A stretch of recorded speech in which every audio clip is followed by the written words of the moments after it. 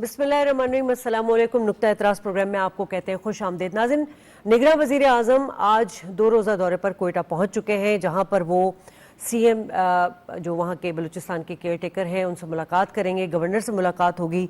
इसके अलावा वो वहाँ पर जो इलाकाई तरक्याती प्रोग्राम्स हैं उस हवाले से भी बात करेंगे, अमन व अमान के इजलास में भी शिरकत करेंगे। यकीनन उनका ये बड़ा मसरूफ़ दौरा होगा बलूचिस्तान के हवाले से।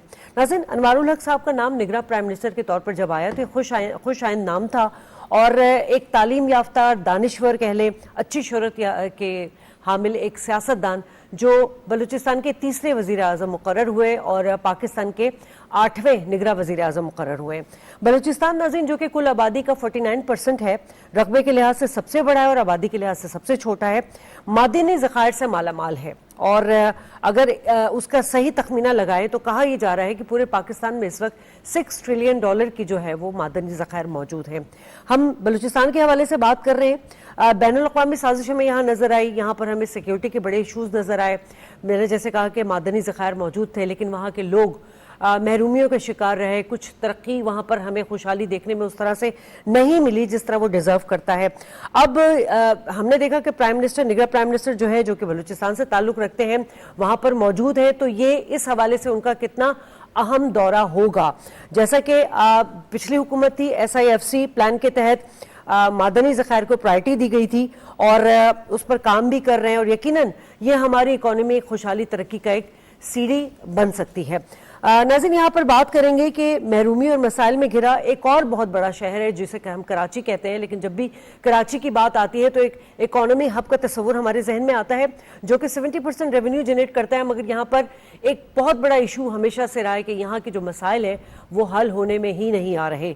निगरां प्राइम मिनिस्टर ने इससे पहले कराची का दौरा किया था और मुलाकातें भी की थी, गवर्नर साहब से भी मुलाकात की थी और केयर टेकर CM साहब से मुलाकात की थी, यहाँ पे बिजनेसमैन से भी मुलाकातें की थी और यकीनन कराची के जो मसाइल हैं उनको एड्रेस करने के हवाले से भी उनके कुछ इंतजामी उमूर को उन्होंने देखा होगा। इसी सब पर आज बात करेंगे। हमारे साथ इस वक्त मौजूद है स्टूडियो में, तारुफ करा दूं, आगा मसूद हुसैन साहब, बहुत शुक्रिया सर, आपका कॉलमनिस्ट हैं और ऑथर भी हैं। हमारे साथ डॉक्टर शहाब इमाम साहब मौजूद हैं, इकोनॉमिस्ट हैं, जर्नलिस्ट भी हैं और तज़किया निगार भी हैं। साथ साथ हमें कुछ देर में कुछ हमारे दूसरे गेस्ट जो है वो हमें ज्वाइन करेंगे। सर, आपसे आगा साहब, बलूचिस्तान के हवाले से हम जब बात कर रहे हैं तो माजी में देखा जाए तो 2 प्राइम मिनिस्टर हमें नजर आए। एक हमें नजर आए मीर ज़फ़रुल्लाह जमाली साहब जो कि इलेक्टेड थे, एक हमें निगरां प्राइम मिनिस्टर नजर आए जस्टिस रिटायर्ड मीर हज़ारा खान खोसू साहब। लेकिन सवाल यहाँ ये है कि बलूचिस्तान के साथ जब हम नाइंसाफियों की बात करते हैं, नज़रअंदाज किए जाने की जो शिकायत हमें नजर आती है, उसको उस तरह से एड्रेस नहीं किया गया। देखिए, आपने जिस तरह भरपूर तारुफ कराया है, एक तो उस सिलसिले में मैं आपको मुबारकबाद देता हूँ। बात असल ये है कि बलूचिस्तान के अंदर यकीनी तौर पर महरूमी रही है और इस महरूमी की कई वजूहात हैं। वहाँ का सियासी निज़ाम और वहाँ का समाजी निज़ाम, ये दोनों मिल के वहाँ पर सूरत हाल को उन्होंने ख़राब किया है। लेकिन उसके साथ साथ ये बता दूँ कि जो पॉलिटिकल लोग इलेक्ट होकर आए और जिन्होंने मतलब ये कि इलेक्शन जीते या मतलब ये कि नॉमिनेट हुए दूसरी सूरत में, एक्चुअली उन्हें जो जिम्मेदारी दी गई थी उन्होंने वो जिम्मेदारी पूरी नहीं की और जिम्मेदारी पूरी ना करने की वजह से यही वजह है कि जो एक आम आदमी है वो अपने आप को ये महसूस करता है कि उसकी कोई रसाई नहीं है, माशी तौर पे वो कमज़ोर है और उसके लिए ना रोज़गार है। तो ये जो सूरत हाल है बलूचिस्तान में पैदा हुई। लेकिन इसके साथ साथ मैं आपकी खिदमत से अर्ज़ करना चाहता हूँ कि देखिए, होता यह है कि जितने भी सियासतदान हैं, देखिए कॉन्स्टिट्यूशनली मुल्क को चलाने का काम जो है वो सियासतदानों का है, चाहे वो सूबे में हो चाहे वफाक में हो। तो अगर सियासतदान जो है वो अगर if there the will to do, अगर उनके पास काम करने की सलाहियत है या काम करने का जज्बा है तो यकीनी तौर पर वो जज्बा नज़र आना चाहिए। लेकिन बलूचिस्तान के अवाम को, जो पढ़े लिखे अवाम लड़के हैं, नौजवान हैं, उनको ये शिकायत रही है कि हमारी जो आवाज़ है या हमारी जो मुतालबात हैं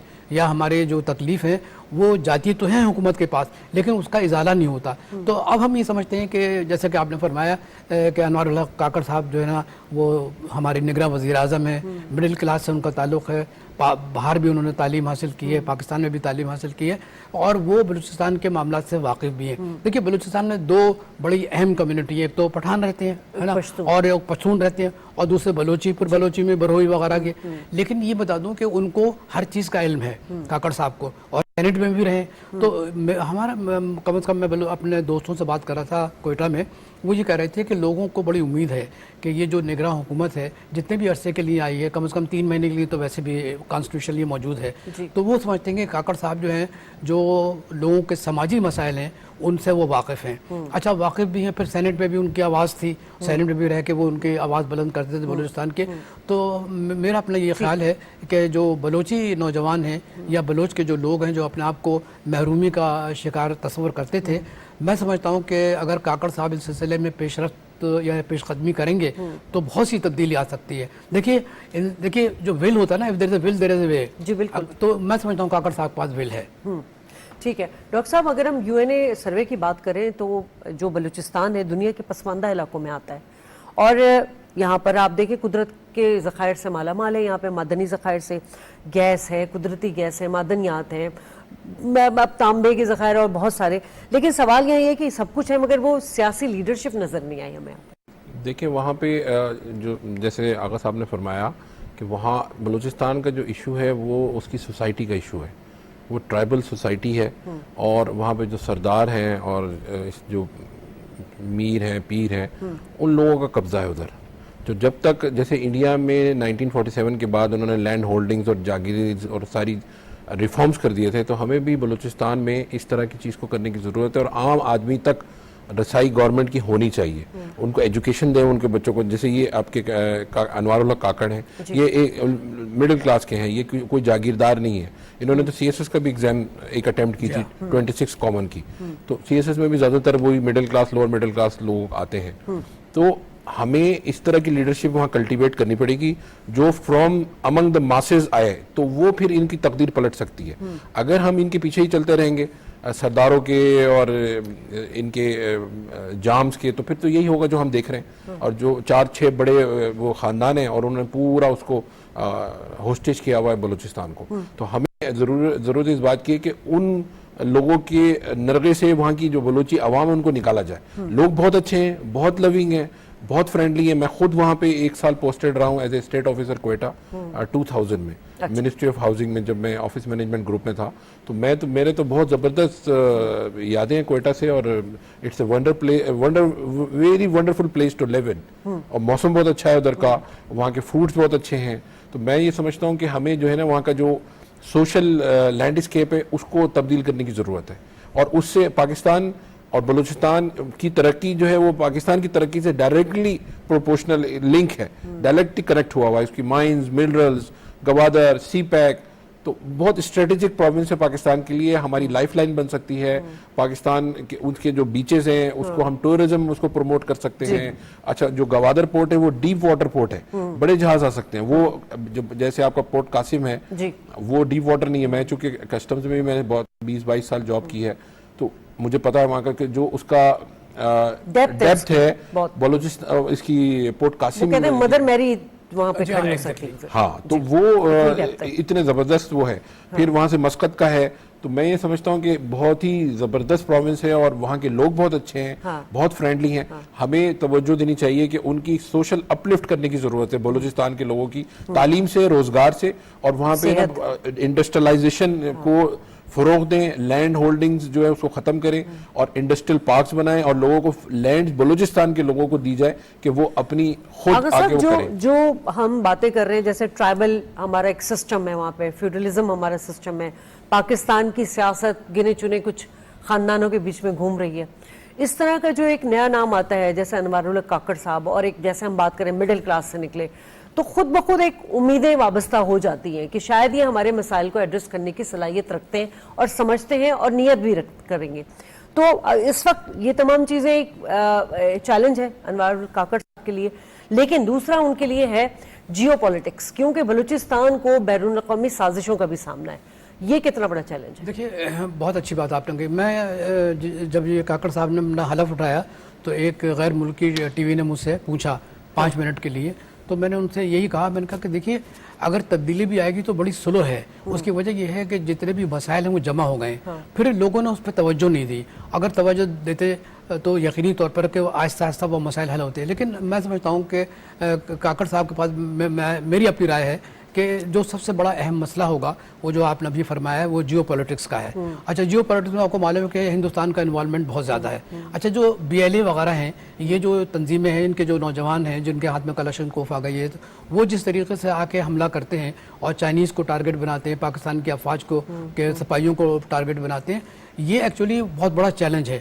اور اگر سی پیک کے سلسلے میں جو سیکورٹی ملی ہوئی ہے اگر وہ سیکورٹی کو اور زیادہ مؤثر بنا دیں تو میں سمجھتا ہوں کہ بہت اچھا ہوگا. دیکھیے کیا ہوا بلوچستان میں ابھی مطلب تحریک چلی کہ بلوچستان کو حقوق دو, تو کیا تھا اس میں سب سے بڑا مسئلہ پانی کا تھا, پینے کا پانی کا تھا. اب دیکھیے ڈی سیلینیشن پلانٹ ہو گیا. دوسری بات چائنیز نے ایک فرینڈشپ ہاؤس وہ بنایا ہاسپٹل, اتنا بڑا ہاسپٹل ہے کہ اگر آپ جا کے دیکھیں وہاں پہ ہر حال کو فری مطلب ٹریٹمنٹ مل رہا ہے. پھر جو سب سے بڑی اہم بات یہ ہے کہ اب گوادر جو ہے انٹرنیشنل پورٹ بن گیا ہے, انٹرنیشنل ایئرپورٹ بن گیا. انٹرنیشنل ایئرپورٹ کی وجہ سے کہ آپ کا دنیا سے لنک پیدا ہوگا, اور جب دنیا سے لنک پیدا ہوگا ٹورزم بڑھے گی, انویسٹمنٹ آئے گا. ابھی 9 اکنامک زونز بننے والے ہیں. جو 9 اکنامک زونز بنیں گے تو آپ دیکھیے گا اس کے اندر کیا انویسٹمنٹ ہوگا.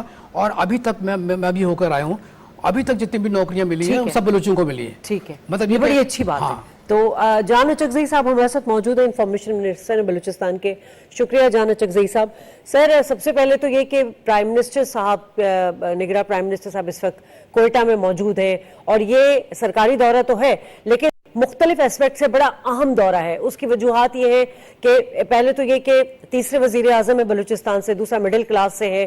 جتنے بھی پہلے آوازیں اٹھائی ہیں انہوں نے کافی اس پہ, چاہے وہ مسنگ پرسن کا معاملہ ہو, چاہے بلوچستان کی ترقی کے حوالے سے ہو, امن و امان کا معاملہ ہو, اس حوالے سے وہ ایڈریس کرتے رہے ہیں.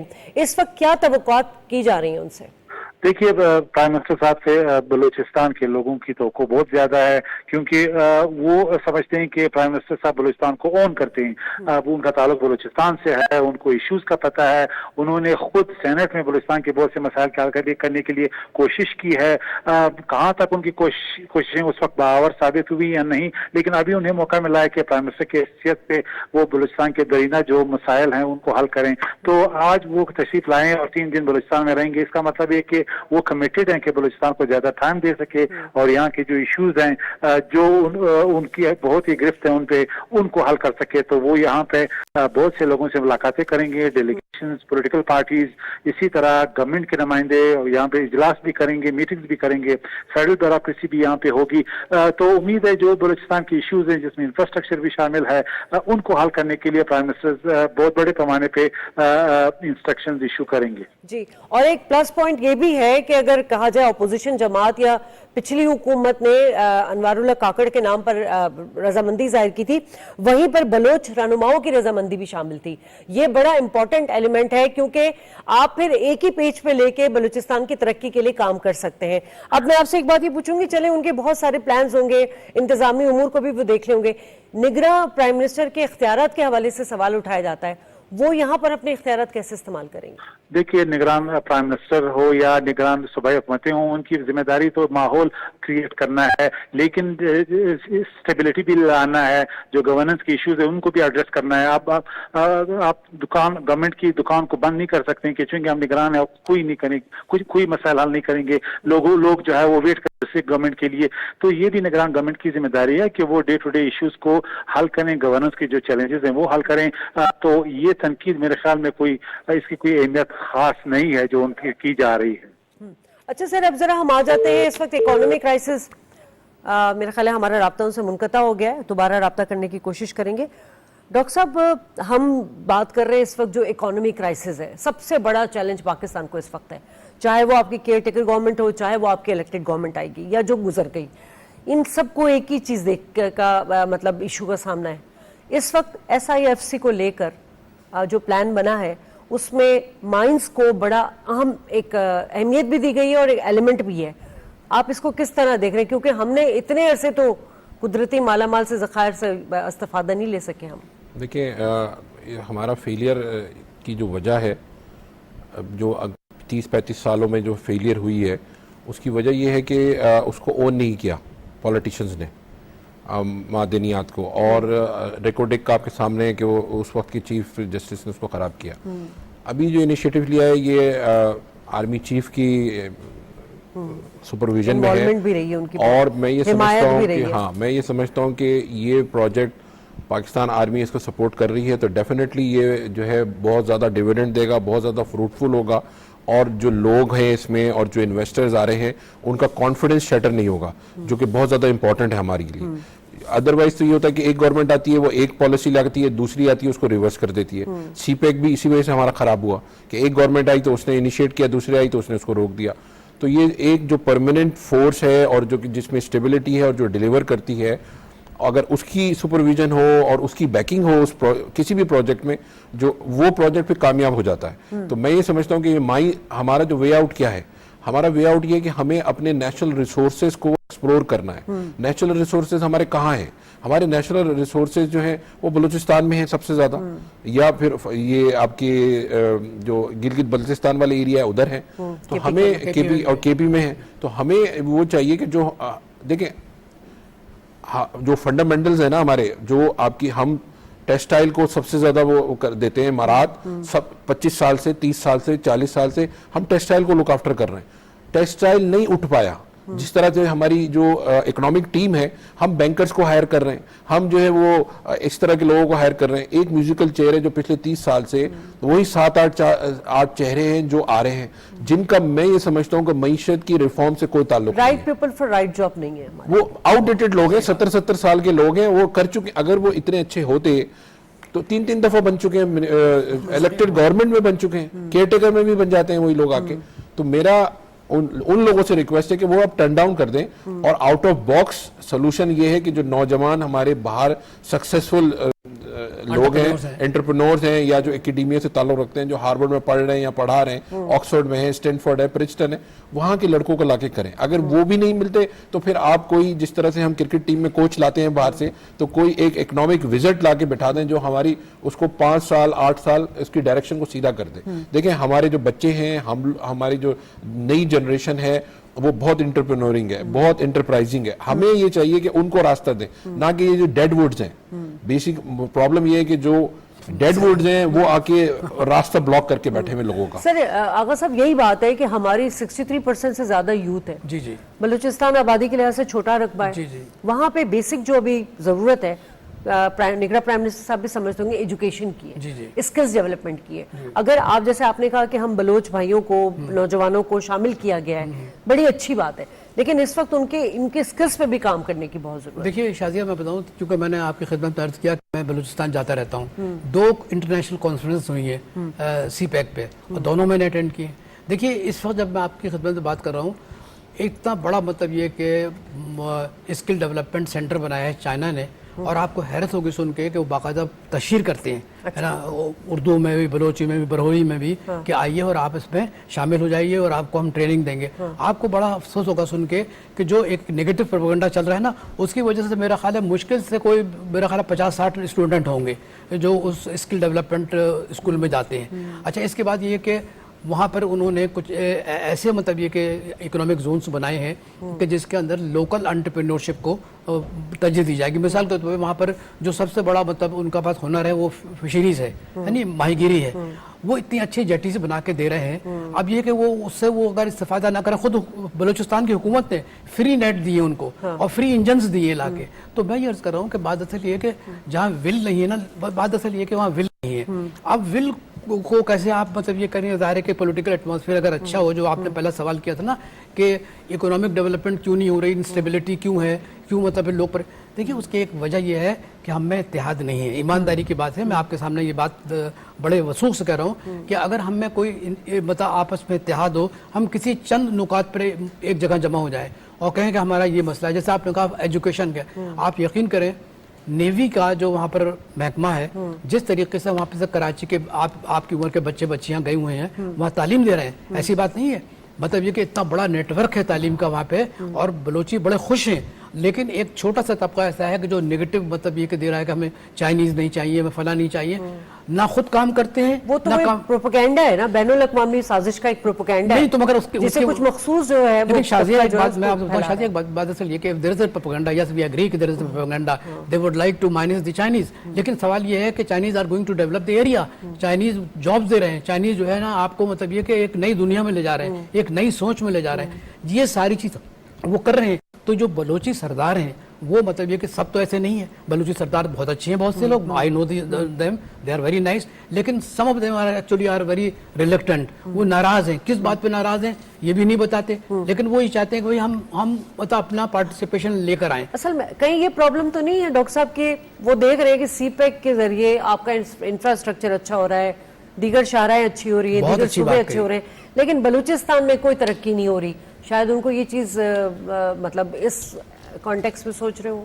نہیں, وہ اسٹیٹس کو کے فورسز ہیں اور وہ ان کو یہ فیئر ہے کہ اسٹیٹس کو ٹوٹے گا. اسٹیٹس کو ٹوٹے گا تو سرداری ختم ہو جائے گی. یہ آؤٹ ڈیٹڈ چیزیں ہیں ساری. ہمیں اس سے نکلنا پڑے گا, کولونیل مائنڈ سیٹ سے نکلنا پڑے گا. ایک عام آدمی کو اس کا حق دینے کے لیے ضروری ہے کہ ہم اس کو اکوپ کریں تعلیم سے, بیسک تعلیم سے.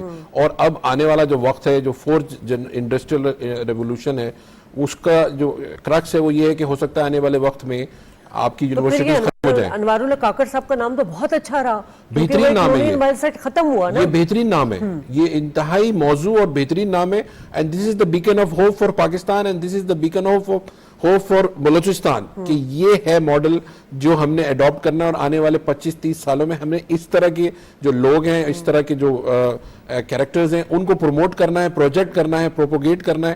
یہی لوگ اس کو انیشیا کو توڑیں گے, اسٹیٹس کو کے, اور آگے لے کے جائیں گے بلوچستان کو اور پاکستان کو. یہ بالکل اتنی اچھی بات انہوں نے کہی. دیکھیے بات اصل یہ ہے کہ دیکھیے بہکانے والے بہت زیادہ ہیں. اب انور اللہ کاکڑ صاحب وزیر اعظم ہیں, بہت سے ایسے لوگ بھی ہوں گے جو اپنے مفادات کی بات کریں گے. دیکھیے پاکستان میں کیا ہوا ہے, پاکستان میں سیاست میں مفادات کی سیاست ہوئی ہے. اپنے مفاد کو پورا کر لو, باقی عوام جو جائیں وہ بھاڑ میں, ان کی کوئی پرواہ نہیں ہے. تو میں یہ سمجھتا ہوں کہ ایسے لوگ یقینی طور پر کاکڑ صاحب کے پاس آئیں گے تو آپ کے توسط سے, اس پروگرام کے توسط سے ہم یہی کہیں گے کہ آپ کو زیادہ باخبر رہنا چاہیے, اور آپ کو یہ سمجھنا چاہیے کہ جو عوام کے مطالبات ہیں, جو عوام کی مشکلات ہیں, جو عوام کے مصائب ہیں, ان کی طرف دیکھتے ہوئے. ایک اور منفی پروپیگنڈا میں چاہتی ہوں اپنے ناظرین تک پہنچے, ایک جملہ مکمل کر لوں. تو میں کہتا ہوں جو عوام کے مصائب ہیں, یہ میرا خیال ہے کہ ان لوگوں کو سے جو مفاد پرست لوگ ہیں اس سے مس گائیڈ نہ ہوں, بلکہ یہ کہ وہ اس کو حل کریں گے. تو میں یقین کے ساتھ کہہ سکتا ہوں کہ ریکارڈک تو کچھ بھی نہیں ہے, بعض ایسے منرل وہاں پر موجود ہیں کہ جس سے آپ فائدہ اٹھا سکتے ہیں. آپ ایسے ماربل سے, آپ سندک تو چل رہا ہے, سندک تو چل رہا ہے باقاعدہ,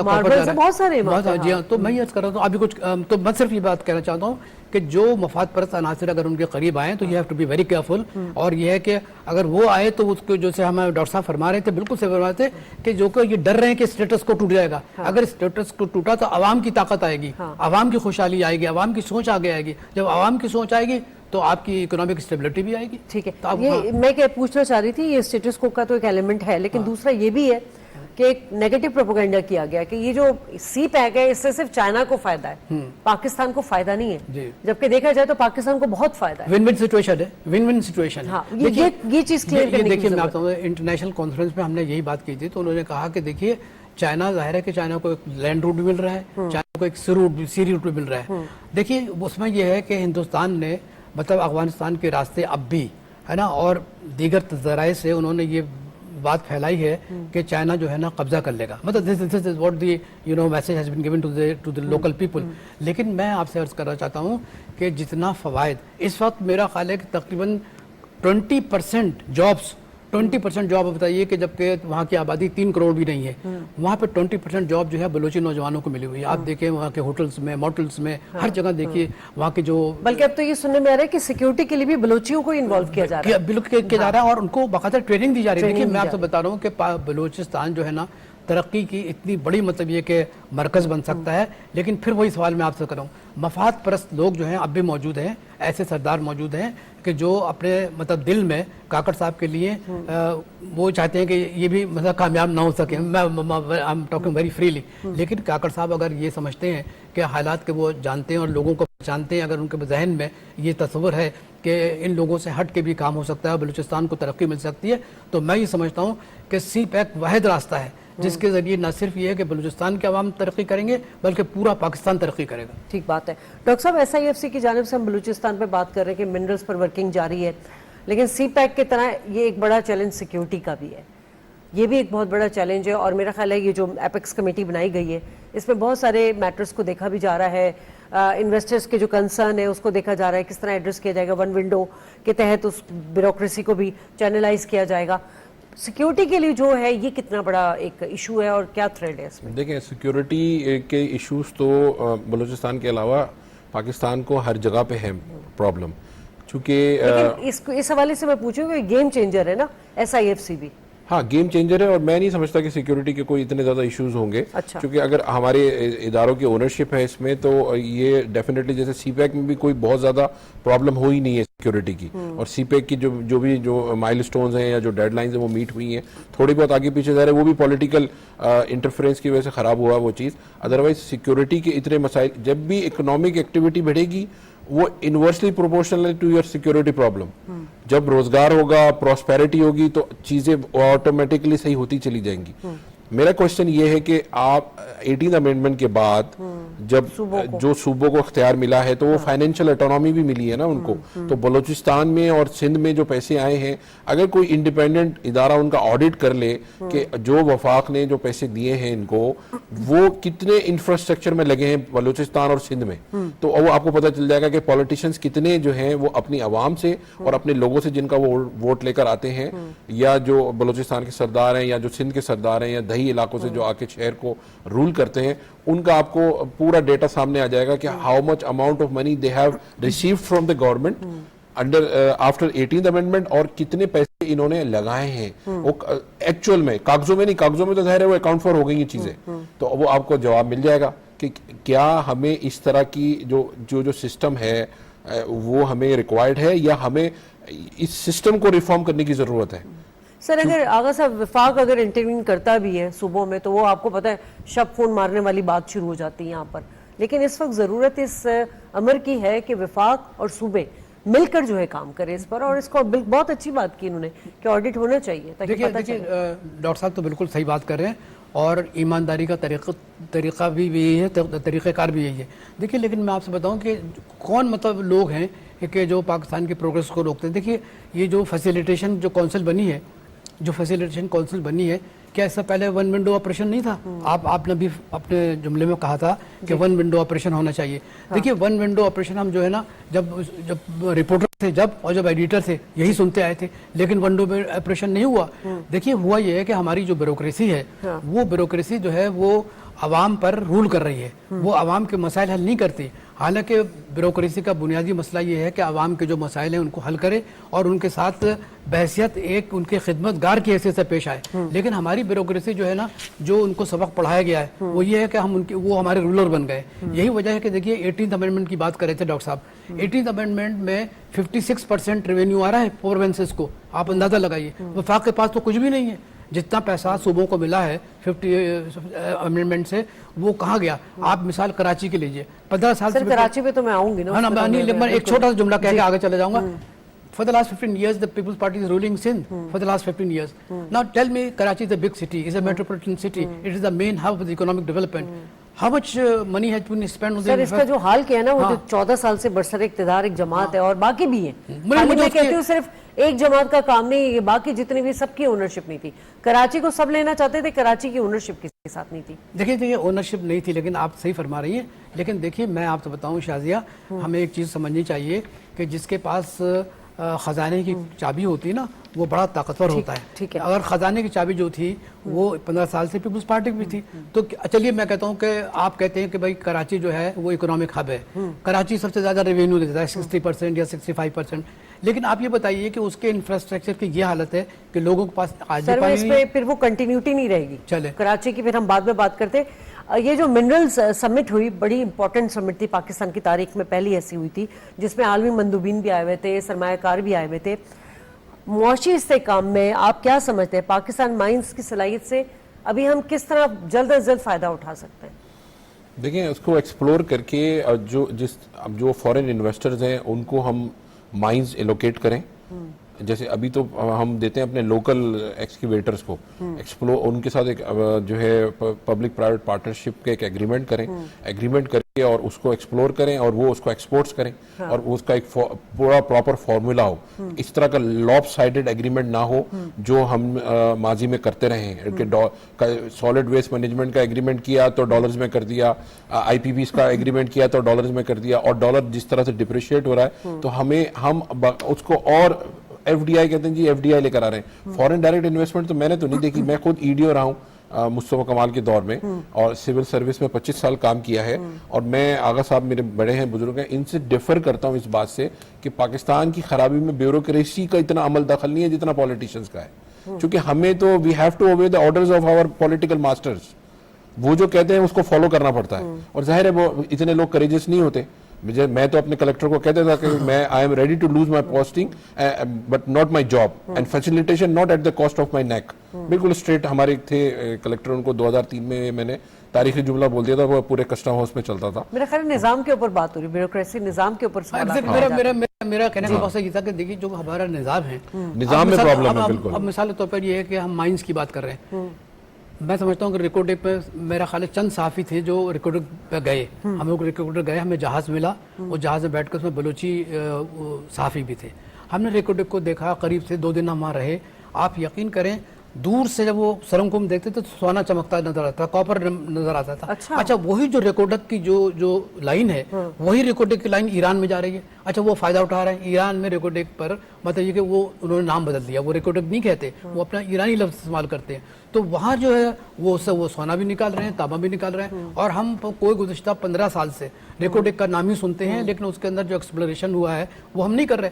لیکن چوری بہت ہوئی ہے, یعنی وہ جو سونے کی اینٹیں ہیں وہ نکال کے لے گئے, کوئی کچھ لے گیا. تو میں یہ عرض کر رہا ہوں کہ دیکھیے میں بیوروکریسی جو ہوتی ہے وہ ملک چلاتی ہے. دیکھیے سیاستدانوں کا کام یہ ہوتا ہے کہ ایک گائیڈ لائن دیتے ہیں, لیکن یہ کہ جب وہ بیوروکریسی کو استعمال کریں, جیسے پولیٹیکلی پولیس کو استعمال کرتے ہیں لوگ, تو یہی میرا کہنے کا مقصد یہ تھا کہ ایک نظام ہے, اس نظام کو بدلنے میں جو ہے مجھے تو کوئی, میرا ڈاکٹر صاحب نے تو بڑی ہمت کی ہوگی, لیکن مجھے تو نظام میں بدلنے میں کسی بیوروکریسی کا کوئی مجھے نام نہیں آتا. کچھ لوگ تھے بیچارے وہ گمنام چلے گئے. تو جو منرل کی بات آپ کر رہی ہیں, اگر وہاں کے لوکل لوگوں کو اگر آپ دے رہے ہیں, لائسنس دے رہے ہیں منرل کا, میں کچھ لوکلز کو جانتا ہوں شازیہ, وہ اچھا کام کر رہے ہیں, وہ نکال رہے ہیں, وہ ماربل نکال رہے ہیں, وہ اٹلی بھیج رہے ہیں. تو یہ ساری چیزیں ہمیں ٹھیک ہے. ڈاکٹر صاحب منرلس کی تو ہم نے بات کی, لیکن معدنی ایندھن بھی بہت ہمارے کافی ذخائر موجود ہیں. ہم اس کو کس طرح اپنی توانائی میں, کیونکہ اس وقت کرائسس چل رہا ہے, اس کو کس طرح, مطلب اس کو بھی ہم استفادہ نہیں لے پا رہے اس سے بھی. دیکھیں ہمارے پاس جو ہے نا ابھی ہارڈ کیش نہیں ہے, کیش کی پرابلم ہے. اگر ہم کسی کو بھی لے کر آتے ہیں باہر سے, ایکسپلورنگ کو, برٹش پیٹرولیم ہے یا کسی کو بھی لے کر آتے ہیں, یا ایکسون ہے, یا آلریڈی وہ لوگ کر رہے ہیں کام ادھر, مگر وہ جو معدنیات کا جو ذخائر ہے وہ اس کوالٹی کی نہیں ہے. وہ جو ویلز وہ ہٹ کرتے ہیں تو وہ سمجھیں آپ 50 ویل کرتے ہیں تو ایک ویل میں گیس نکلتی ہے. تو اس میں یہ بھی ایک پرابلم ہے کہ ہم کہتے تو ہیں کہ ہے چیز, مگر وہ چیز ایکسپلور ہو نہیں پاتی. منرلز تو ہیں بالکل, اس کی تو ہمارے پاس مائنز ہیں منرلز کی, مگر یہ جو ہڈن آپ کا جو ہے چیز وہ آپ اس کو نہیں ایکسپلور کر پاتے. وہ برٹش پیٹرولیم کے سی او سے ایک دفعہ بات ہوئی تھی تو وہ یہ بتا رہے تھے کہ ہم 50 ویلز کو لگاتے ہیں تب جا کے کسی ایک آدھ میں کوئی گیس نکلتی ہے, اور وہ بھی جو ہے نا اتنی اچھی کوالٹی کی نہیں ہوتی. یا جیسے تھر کا جو کول ہے اس کا ہائپ تو بہت ہے کہ جی تھر کول ہے, یہ ہے وہ ہے, مگر اگر آپ اس کی کمپوزیشن دیکھیں تو وہ انٹرنیشنل سٹینڈرڈز کو میٹ نہیں کرتا ہمارا وہ جو تھر کول ہے. تو we have to be realistic. دیکھیں ہمیں we have to be realistic and optimistic as well, مگر ہمیں سوڈو اس میں نہیں چلا جانا چاہیے کہ جی یہ چیز ہے, وہ ہم کہہ تو رہے ہیں یہ چیز ہے وہ چیز ہے, 75 سال سے بول رہے ہیں, مگر ہم اس کو ایکسپلور, ہماری جو فشریز ہے, جو ہمارا یہ جو آپ کا جو سی ٹریجر ہے, سر بلو اکانومی ہے, اس کو ہم نے بلو اکانومی کو دیکھ لیں, اس سے ہم اپنی اکانومی اس کو ہم نے ایکسپلور نہیں کیا. وہ اتنی ریڈی میڈ لو ہینگنگ فوڈ ہے, وہ تو آئی ٹی سے زیادہ آپ کا لو ہینگنگ وہ ہے. آپ کتنے آپ کے جو آفیشیل ٹرالے ہیں وہ بیچارے بوٹس پہ اور لانچوں پہ جاتے ہیں, ہمارے مچھیرے, اور کبھی وہ انڈیا پکڑ لیتا ہے ان کو یا پانی میں ڈوب جاتے ہیں. وہ اتنا زبردست وہ چیز ہے. چونکہ میں آج کل 2-4 ایکسپورٹرز کو ڈیل کر رہا ہوں جن کے ایکسپورٹس کو روک دیا انہوں نے, اسٹیٹ بینک آف پاکستان نے ایک عجیب و غریب نظام بنایا ہوا ہے. تو وہ اور وہ جو جتنے بھی ایکسپورٹرز ہیں سی فوڈ کے جو چائنا بھیج رہے ہیں وہ پڑھے لکھے نہیں ہیں.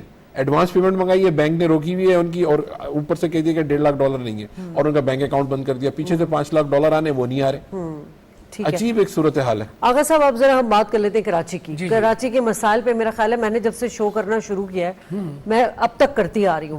انفراسٹرکچر دیکھ لیجئے, پانی کی قلت دیکھ لیجئے, گیس کی لوڈ شیڈنگ, ایک نیا اضافہ مسائل میں, اور دوسرا بجلی کے بلوں کا تو آپ کو پتہ ہی وہ تو چل ہی رہا ہے. پھر اسٹریٹ کرائمز اس قدر بڑھ چکے ہیں کہ مطلب امن و امان کی ایک مقدوس صورتحال نظر آ رہی ہے.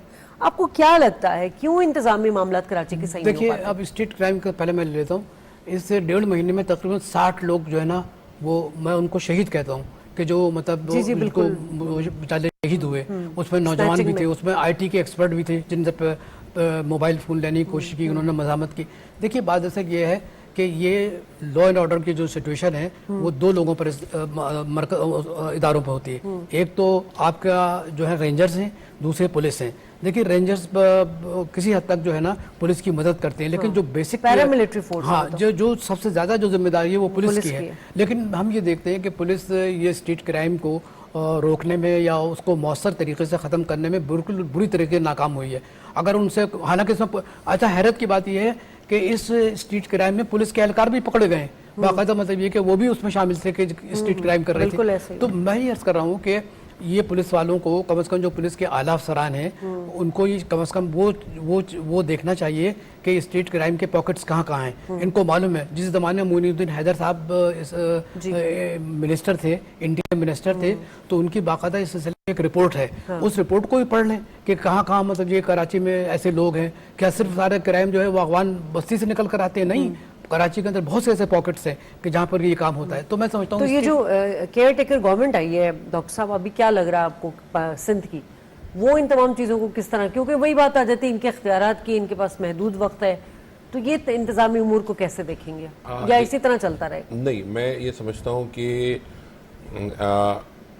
جو ابھی ٹرانسفر پوسٹنگز ہوئی ہیں یا ہونے جا رہی ہیں، اس سے جو ہے نا وہ ایک ورڈ یوز ہوتا تھا سسٹم، وہ سسٹم بریک ہو گیا ہے. سسٹم بریک ہونے سے نا چیزیں بہتری کی طرف جا رہی ہیں. اور اسٹریٹ کرائم اس وجہ سے بڑھ گیا ہے کہ لوکل پولیسنگ نہیں ہے. جو آپ کی انڈکشن ہوئی ہے وہ باہر کے مطلب لوکل، پوری دنیا کا کنسپٹ یہ ہے کہ جہاں کی لوگ ہوں وہیں کے پولیسنگ بھی ہوتی ہے. میٹروپولیٹن سٹیز میں تو ہوتا ہی ہے. اب ہمارے یہاں یہ ہے کہ ساری جو پولیس کو رات کو اگر آپ کہیں آ رہے ہو تو اگر پولیس موبائل کھڑی ہے تو ہم دیکھ کے ڈر جاتے ہیں کہ پولیس والے کھڑے ہوئے ہیں. یہ صورتحال ہے، پولیس کا یہ امپریشن ہے. پھر جو کرائم ہے اس شہر میں ہو رہا ہے وہ under the supervision of police ہوتا ہے. آپ یہ دیکھیے کہ دن بھر ہیوی ٹریفک شہر میں چل رہا ہوتا ہے، کنٹینرز لوگوں کے اوپر گر رہے ہوتے ہیں. آئل، ابھی نیا کام یہ شروع ہوا ہے کہ کماڑی سے کلفٹن برج سے گزرتا ہوا یہ آئل ٹینکرز جا رہے ہیں اور یہ شارع فیصل کا روٹ لے کے پھر وہاں سے راشد مناس پہ. اگر کسی دن وہ کوئی حادثہ ہو گیا تو کم سے کم 1000-2000 آدمی جل جائیں گے، مگر کوئی ان کو دیکھنے والا نہیں ہے، کوئی ان کو پوچھنے والا نہیں ہے. چیک اینڈ بیلنس نہیں ہے. کوئی بات آ جاتی ہے نا، یہ پیپلز پارٹی اتنے عرصے سے برسر اقتدار ہے، ایگزیکیوشن ان کی ہے. تو انہوں نے انڈکشن اس طرح کی لوگوں کی ہے، اپنے پولیٹیکل ایکٹیوسٹ لوگوں کی کرتی ہے. ان کا کوئی پولیس ریکارڈ اگر آپ چیک کرائیں تو وہ خود بہت ساری چیزوں میں لوگ مطلوب ہوں گے. جب اس طرح کے لوگوں کو آپ انڈکٹ کر دیں گے، چور پہ مور بنا دیں گے، تو اسی طرح کے کام ہوں گے. ہمیں سفارش آتی ہے کہ بھئی ہمیں ایسے روٹ پہ لگا دیں جہاں پہ ہیوی ٹریفک چلتا ہوتا. کیوں وہ سفارش کراتے ہیں؟ دن بھر بھاگ رہے ہوتے ہیں کانسٹیبلز، ٹرک روک رہے ہوتے ہیں یا یہ جو مزدہ لگی ہے اس کے پیچھے بھاگ رہے ہوتے ہیں. تو سارا جو خرابی ہے نا کراچی شہر میں وہ بیڈ پولیسنگ کی وجہ سے ہے، bad induction of bad governance کی وجہ سے، بیڈ گورننس بھی ہے. بالکل دیکھیے جو بیڈ گورننس ہے وہ نظر آتی ہے. بات اصل یہ ہے کہ دیکھیں آپ وہ دیکھیں نا مین ہولز کا دیکھیں، مین ہولز کا دیکھیں کیا حشر ہوا ہے بچے، اور 75 کہہ رہے ہیں کہ اب تک جو اس میں دیکھیں. میں آپ کی خدمت میں بیڈ گورننس تو خیر چلیے وفاق میں بھی نظر آتی تھی، لیکن بیڈ گورننس سندھ میں بہت زیادہ ہے. اگر سندھ میں گڈ گورننس ہوتی تو 15 سال کے اندر آپ مجھے یہ بتائیے کہ کراچی میں روڈ کا نظام ٹھیک ہو جاتا، پانی کا نظام ٹھیک ہو جاتا. کراچی اس وقت جو ہے وہ ادھڑا ہوا پڑا ہے، نہیں پورا ڈسٹ پولوشن اس قدر. جس گلی میں آپ چلی جائیں، گلشن اقبال کی اچھی آبادی ہے، کہیں پہ بھی چلے جائیں آپ، ڈیفینس میں کچھ بہتر ہے روڈ ہے، مگر آپ PCHS چلی جائیں، نارتھ ناظم آباد چلی جائیں، ناظم آباد چلی جائیں. ہم چونکہ کراچی کے مقامی لوگ ہیں، ہمیں پتہ ہے. PCHS چلے جائیں، بلاک 6 PCHS کا اتنا اچھا بلاک ہے. آپ KDA اسکیم 1 میں چلے جائیں، کہیں پہ روڈ کا نام و نشان نہیں ہے. سر ماسٹر پلاننگ کراچی کی ہوئی بھی تھی، ٹھیک ہے، آپ بھی شامل تھے. ابھی مرتضیٰ صاحب کہتے ہیں، مرتضیٰ وہاب صاحب ایڈمنسٹریٹر، کہ جی میں 100 دنوں میں جب آئے تھے 100 دنوں میں کراچی کا حلیہ بدل دوں گا. تو کہیں حلیہ بدلا ہوا نظر آ رہا ہے؟ دیکھیں مرتضیٰ، سب سے بڑی بات یہ کہ ان کی جو مطلب جو جس طریقے سے وہ میئر بنے ہیں وہ بھی ایک متنازع ہے. چلیے ہم اس پر ڈسکس نہیں کرنا چاہتے، لیکن اگر ان کا یہ ول ہے کہ ہم اس کو تبدیل کر دیں گے تو ان کی ول نظر نہیں آتی.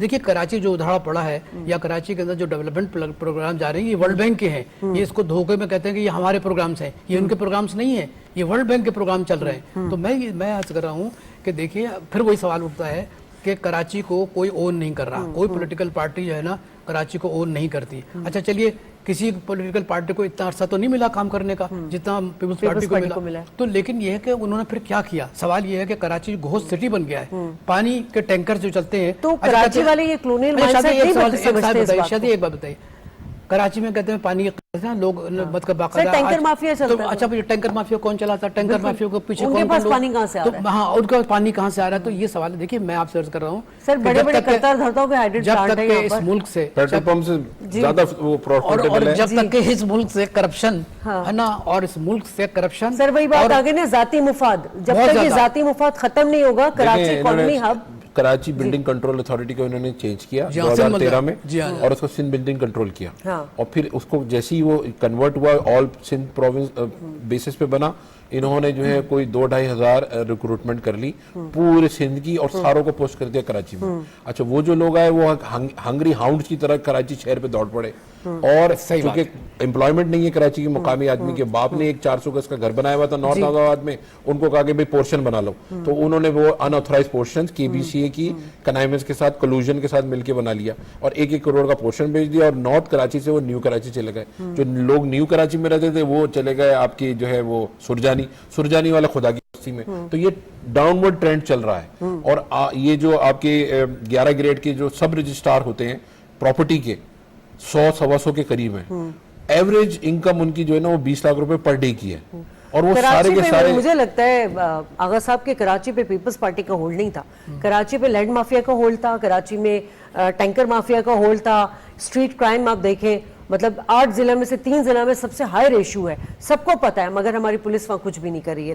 معاشی بدحالی, سماجی ناہمواریاں, یہ بھی کراچی میں بہت زیادہ نظر آتا ہے. اس کی کیا وجہ؟ دیکھیے معاشی ناہمواری, اور دیکھیے اور جو اکنامک انسٹیبلٹی کراچی میں آپ نظر آتی ہے جو زیادہ گہری ہے, اس کی دیکھیے ایک ریزن ہے. اس کے ریزن یہ ہے کہ اگر آپ کے 50 ٹیکسٹائل مل, میں مثال بتا رہا ہوں, ٹیکسٹائل مل کی بات ہو رہی تھی نا, 50 ملز جس میں کہ ٹاول بھی بنتے ہیں, جس کے اندر بچوں کے کپڑے بھی بنتے ہیں, اگر وہ 50 ملز بند ہو جائیں جو اس وقت بند ہو چکی ہیں, تو آپ مجھے بتائیے کہ پھر وہ جو لوگ بے روزگار ہو رہے ہیں وہ کہاں جائیں گے. جو آپ معاشی محرومی کی بات کر رہی ہیں, جو سماجی محرومی کی بات کر رہی ہیں, وہ اس وجہ سے ہو رہا ہے کہ بے روزگاری میں اضافہ ہو رہا ہے. سرکاری جاب ہے نہیں. جی ہاں, سرکار اس میں تو آپ جا ہی نہیں سکتے, نہیں اس میں تو آپ جا ہی نہیں سکتے. اس کی وجہ یہ کہ آپ کے پاس 5-6 لاکھ روپے نہیں ہیں, آپ 6-7 لاکھ روپے لینے کے لیے آپ کو پیسے دینے پڑتے ہیں.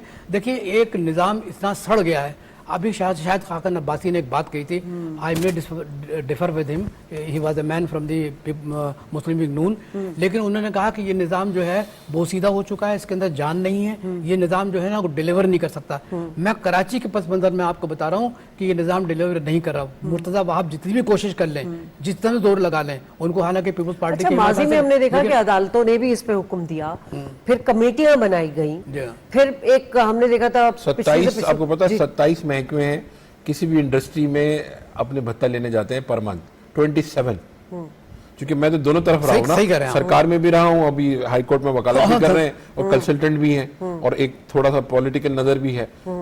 There are 27 departments of federal and government جو جا کے اپنی, اور پھر وہاں کے لوکل جو لیڈرشپ ہے, جو بھی XYZ پولیٹیشین ہے وہ بھی جا کے اس کو چھیڑتے ہیں. تو کیسے آپ کا کاسٹ آف ڈوئنگ بزنس اتنا مہنگا ہو, ایز آف ڈوئنگ بزنس اتنا مشکل ہو, تو کس طرح سے آپ کمپیٹ کریں گے, کس طرح سے آپ کوموڈیٹی بنائیں گے. بجلی آتی نہیں ہے, گیس آپ کے پاس ہے نہیں, LPG پہ آپ اپنے پلانٹ چلائیں, LPG پہ جو ہے وہ کاسٹ آف پروڈکٹ, تو انٹرنیشنلی آپ کا پروڈکٹ جو ہے, اگر ہوڈیز کی ہم بات کریں ایک فار انسٹنس, تو ابھی کیا کراچی کا کوئی حل نہیں ہے, کوئی شارٹ, کوئی میڈیم, کوئی لانگ ٹرم, کوئی سولوشن ہی نہیں ہے؟ سر اس کا سولوشن یہ ہے کہ یہاں پہ جو ہے نا, میرے حساب سے آئی ایم سوری ٹو سے, پولیٹیکل ایکٹیویٹی اگلے 20 سال کے لیے بند کر دینی چاہیے اس شہر میں, اور اس کو economic, industrial, financial capital declare کر کے ایمرجنسی لگا کے کوئی سیاسی ایکٹیویٹی اس شہر میں نہ ہو, اور اس کو ایک سسٹم بنا کے دے دیا جائے کہ بھئی صرف یہاں پہ آپ نے کاروبار کرنا ہے, ایز آف ڈوئنگ بزنس ہو, ون ونڈو ہو, سارے ادارے ایک جگہ پہ بیٹھے ہوں, آن لائن سب کی اپروول آ جائے, تو پاکستان کراچی آگے نکلے گا. ڈاکٹر صاحب کی جو یہ تجویز ہے, یہ بڑی آئیڈیل تجویز ہے, بڑی آئیڈیل ہے, جو کہ عملی طور پر نظر نہیں آ سکتی اور نہ ہو سکتی ہے. میں صرف یہ عرض کرتا ہوں کہ آپ ایک بڑے اسٹرانگ ہینڈ سے, جیسے نگراں حکومت ہے, وہ کم از کم ایسے لوگوں کو کہ جو کرپشن میں انوالو رہے ماضی میں, ان کو نام تو آ گئے سر ECL میں نہیں تو میں کافی لوگوں کے. نہیں تو میں یہ عرض کر رہا ہوں کہ ان لوگوں کو وہاں سے وہ ہٹائیں. اور دوسری بات یہ کہ دیکھیے ماسٹر پلان تو اب بھی بنا ہے, ایک ماسٹر پلان ہمارے زمانے میں بنا تھا جس میں کہ ورلڈ بینک کے لوگ آئے ہوئے تھے. تو میں صرف یہ عرض کرنا چاہتا ہوں کہ کراچی میں ایسے ادارے موجود ہیں کہ جن کو اگر آپ موقع دیں وہاں سے برے لوگوں کو ہٹائیں جو کرپٹ لوگ تھے, تو یقینی طور پر یہ کہ وہ ہم آگے لے جا سکتے ہیں. جہاں تک پولیٹیکل ایکٹیویٹیز ہیں وہ تو دیکھیے وہ عوام کے مسائل کا حل کرنے کے لیے آتی ہے, چاہے MQM تھی, چاہے جماعت اسلامی ہو, کوئی بھی پولیٹیکل پارٹی ہو, چاہے پیپلز پارٹی اٹ سیلف. لیکن جب وہ عوام کے مسائل حل کرنے میں ناکام ہوتے ہیں یا وہ عوام کے مسائل پر ترجیح نہیں دیتے یا اس پر صرف نگاہ کرتے ہیں, تو اس صورت میں ظاہر ہے کہ کراچی کی جو ڈیولپمنٹ ہے, کراچی کی جو ترقی ہے وہ رکتی ہے. اب میں یہ کہہ رہا ہوں کہ یہ نگراں حکومت پوچھے کہ یہ جو 50% جو کارخانے بند ہوئے ہیں اس کے ریزنز کیا ہیں, اور اگر بند ہو گئے تو ان کو کھولنے کے لیے کیا طریقے اختیار کرنی چاہیے. جبکہ آپ کو معلوم ہے کہ پہلے ہی کراچی کے اندر سکھ انڈسٹری بہت موجود ہے, 40% سکھ انڈسٹریز کراچی کے اندر موجود ہے. تو میں یہ کہتا ہوں سوائے چائنا کے کہیں سے بھی FDI نہیں آ رہا, فارن ڈائریکٹ انویسٹمنٹ صرف چائنا سے آیا ہے, وہ بھی $26 بلین. سر لاسٹلی بتا دیں ابھی کے الیکٹرک کا بڑا ایشو چل رہا ہے اس وقت, اور ہم نے سنا تھا کہ آکوپائڈ بھی کری شنگھائی, تو کیا ابھی تک کوئی اس حوالے سے خبر نہیں ہے؟ اور اس وقت جو نظر آ رہا ہے مطلب ایک پبلک میں بہت زیادہ اس کو لے کے غم و غصہ ہے, خاص طور پہ ہمارے جو چھوٹے تاجر ہیں جن کی دکانیں بل آ رہے ہیں. 47 کا اگر یونٹ ہو بجلی کا, اور اس میں جو ہے اتنی زیادہ آپ کے ٹیکسیشنز ہوں اور فیول ایڈجسٹمنٹ, فیول چارجز میں ایڈجسٹمنٹ, FCA جس کو کہتے ہیں, وہ اگر آپ اس کو لوڈ کر کے کریں گے, 2 بلب جلانے والے کے جو ہے وہ 9,000 کا بل آئے گا. تو کس طرح سے لوگ زندہ رہیں گے, کس طرح سے کاروبار چلے گا, اور کس طرح سے جو ہے چیزیں ہوں گی. سر ڈیمانڈ تو کی جا رہی ہے کہ یہ حکومت ٹیکس واپس لے, لیکن IMF کی بھی تو کنڈیشن ہے. IMF کی کنڈیشن ہے, تو ہمارا جو فیول کی جو ہم نے یہ دیکھنا ہے کہ جو ہم نے انرجی سیکٹر کو کس طرح سے کیا ہوا ہے. انرجی سیکٹر کو ہم فیول بیسڈ ہے, ہائیڈرو بیسڈ ہے, اور کول بیس ہے, اور یہ آپ کے رینیوبل انرجی ہے. رینیوبل اتنی ہوا چلتی ہے ایٹ لیسٹ کراچی میں, تو سولر اور رینیوبل انرجی کو ہم سولر پہ تو کام کیا تھا شہباز شریف صاحب نے, اور بہت چھوٹا کمپوننٹ ہے وہ. دیکھیے میں بتاؤں 5% الیکٹرک, دیکھیے الیکٹرک کا مسئلہ ہے نا, صحیح بالکل بتا رہے ہیں. دیکھیے ہمارے پاس 4 ذرائع ہیں, ایک تو ہائیڈرو ہے, ایک پھر یہ کہ آپ ہائیڈرو کاربن سے لیتے ہیں, پھر آپ ہوا سے لیتے ہیں جیسے جمپیر وغیرہ میں بنا ہوا ہے. دیکھیے اس قسم کے مطلب یہ کہ ہم طریقہ کار اختیار کر سکتے ہیں, لیکن شادیہ دیکھیے ول نہیں ہے. دیکھیے جب ول نہیں ہوتی نا تو پھر یہ کہ کوئی کام نہیں ہوتا. اب مجھے بتائیے کہ ابھی میں بتا رہا تھا کہ FDI جو فارن ڈائریکٹ انویسٹمنٹ ہوتا ہے وہ پش کرتا ہے ڈیولپمنٹ کو, مطلب یہ کہ چاہے ان کے اپنے مفادات یقینی طور پر ہوتے ہیں, لیکن FDI سے بڑا فرق پڑتا ہے. ہندوستان میں بھی آپ دیکھ لیجئے کہ حالانکہ ہندوستان کی اکنامی بڑی ترقی کر رہی ہے, 5ویں اکنامی بننے والی ہے, لیکن اس کے بعد بھی FDI وہاں بڑی تیزی سے آ رہا ہے. ہمارے ملک میں آپ بتائیے کسی ایک کا نام بتا دیجیے کہ جہاں سے صرف امریکہ میں $1 بلین کے بھی آئی ہے FDI, لیکن کوئی اس کے بعد چائنا کے علاوہ کوئی FDI نہیں آ رہی. جب تک کہ آپ اپنے ملک کا انوائرمنٹ اچھا نہیں بنائیں گے, اس کا امیج اچھا نہیں بنائیں گے, پاکستان کا امیج اچھا نہیں ہے. جس قسم کا امیج پاکستان کا بن رہا ہے وہ ایک انتہائی پولوٹیڈ امیج ہے, اٹس اے ویری ایسے میلائن ٹنڈر امیج ہے. اور اس سے بالکل میں یہ کہوں گا کہ ہم تو یہ کہہ رہے ہیں کہ جو بیوروکریسی ہے, پولیٹیشین ہے, ہماری سوسائٹی میں پرابلم ہے. میں نے یہ سوال کیا تھا ابھی, یہ ہماری سوسائٹی میں پرابلم ہے. کنڈے پہ بجلی چل رہی ہے, مین ہولز ہم لگاتے ہیں, مین ہول لگاتے ہیں, مین ہول چوری کر لیتے ہیں, ڈھکنے چورا کے لے جاتے ہیں, تار کاٹ لیتے ہیں. تو ہماری سوسائٹی کو پورا یہ جو سوشل کانٹریکٹ ہے, we need to rewrite that social contract fresh. دیکھیے سوشل کانٹریکٹ ہے, ٹھیک ہے, ایسے روسو نے بھی بات کی تھی, بڑے بڑے مطلب فلاسفر آئے, ہیگل نے بھی بات کی. میں یہ کہتا ہوں کہ دیکھیے اس میں کوئی ضرورت نہیں ہے کہ ری کانٹیکٹ کریں, بلکہ یہ کہ اگر آپ کا پولیٹیکل سسٹم آپ ٹھیک چلا رہے ہیں, کرپٹ لوگوں کو ہٹا رہے ہیں, ذاتی مفادات کو مائنس کر رہے ہیں, تو آپ یقین کریں تھوڑی بہت شارٹ ٹرم پر آپ کو مطلب یہ ترقی نظر آئے گی. لیکن اگر آپ ایسے ہی لوگوں کو لے کے آ رہے ہیں کہ جو پہلے ہی سے ایکسپلائٹ کر رہے ہیں لوگوں کو, اور ایکسپلائٹیشن ان کا جو ہے مطمع نظر ہے زندگی کا, تو میرا خیال ہے کہ چینج ول ناٹ کم. تو کراچی کی قسمت بدلتی ہوئی نظر نہیں آ رہی, بدلے گی انشاءاللہ. نئے آنے والے بچے, نئے جو انلائٹنڈ نوجوان آ رہے ہیں, وہ یہ چیز خرابی جو ہے نا, وہ جب لوئسٹ ایپ کو ٹچ کرتی ہے تو وہاں سے باؤنس بیک کرتی ہے. تو مجھے بہت امید ہے کہ ہماری جو آنے والی نسلیں ہیں وہ انشاءاللہ تعالیٰ پاکستان کو لے کے جائیں گی اب اس کے صحیح مقام پہ, اور آنے والے دنوں میں چیزیں بہتر ہوں گی. We have to be optimistic, وہ پیسمسٹک ہم نہیں ہو سکتے. باقی اکاؤنٹیبلٹی کے جو ایشوز ہیں, وہ ایک عمران خان بھی اسی وجہ سے فیل ہو گئے کہ اکاؤنٹیبلٹی کا راگ لاپتے رہے. وہ جو کام ہے وہ لوگ جو ادارے ہمارے ہیں وہ کرتے رہے. ہمیں یہ چاہیے کہ ہم پریکٹیکل سولوشنز دیں, اور ان گیونگ سرکمسٹانسز میں چیزوں کو ایڈجسٹ کر کے پھر چیزوں کو آگے لے کے جائیں. ٹھیک ہے ڈاکٹر صاحب، آپ کا بہت شکریہ، آغا صاحب آپ کا بہت شکریہ، بڑی اچھی ڈسکشن رہی۔ ناظرین، آج ہم نے پاکستان کے 2 بڑے صوبوں کے حوالے سے بات کی، اور یقیناً اس لیے بھی بات کی کہ نگراں پرائم منسٹر صاحب نے ان دونوں صوبوں کا کراچی کا دورہ کیا، اور ابھی وہ بلوچستان کوئٹہ میں موجود ہیں۔ بلوچستان کے حوالے سے ہم نے بات کی کہ بڑا گیم چینجر ہو سکتا ہے، ایک سی پیک کا وہاں پر کام چل رہا ہے، گوادر منصوبہ بہت بڑا منصوبہ ہے، SIFC کے تحت جو ہے اس پلان کے تحت جو مائنز پروجیکٹ ہے، اگر ہم اسی پر کام کریں تو پاکستان کے پاس 50 سال کے ذخائر تو موجود ہیں ہی۔ بات ہو رہی ہے کراچی کی، جو کہ قومی ہب ہے، کہا جاتا ہے کہ کراچی چلتا ہے تو پورا پاکستان چلتا ہے۔ خدا را کراچی کو چلتا رہنے دیں تاکہ پاکستان معاشی طور پر مستحکم ہو۔ پروگرام سے اجازت، اللہ نے کے بعد۔